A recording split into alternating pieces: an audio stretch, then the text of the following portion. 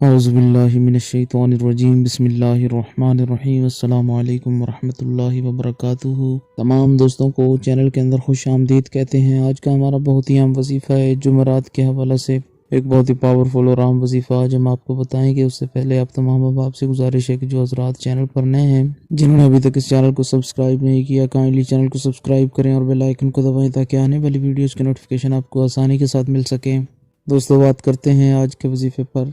अगर आप किसी के दिल में बेइंतहा मोहब्बत पैदा करना चाहते हैं, जो किसी के साथ आप पहले रिलेशन में थे और अब वो रिलेशन आपका ख़राब हुआ है और अब आप दोबारा उस रिलेशन को ठीक करना चाहते हैं, तो ये वजीफ़ा इंशाअल्लाह ताला 100% इफ़ेक्टिव है। आपके महबूब के दिल में आपकी बेपनाह मोहब्बत पैदा करने के लिए बहुत ही पावरफुल वजीफ़ा है।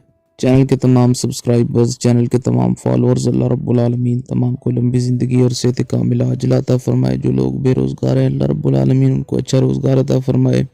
जो लोग बीमार हैं, खालिक़ लम यज़ल उनको शिफ़ाए कुल्ली अता फरमाए। अल्लाह रब्बुल आलमीन तमाम उम्मत मुस्लिमा की खैर फरमाए। सिंपल सा आसान सा वजीफ़ा है। आपने करना क्या है, 111 बार या वदूद पढ़ना है, दरमियान में सूरह इखलास 11 बार पढ़नी है और फिर एंड पे 111 बार या वदूद पढ़ना है। अव्वल आखिर 3 बार दरूद पाक पढ़ना है। महबूब की तस्वीर पर दम कर सकते हैं, पानी पर दम करके अपने महबूब को पिला सकते हैं। मियाँ बीवी के दरमियान नाचाकी है तो दोनों में से कोई एक पढ़कर दूसरे को पिला सकता है। बहन भाई के रिश्ते में खराबी है तो उन दोनों के रिश्ते को ठीक करने के लिए वजीफा किया जा सकता है। तस्वीर पर दम किया जा सकता है।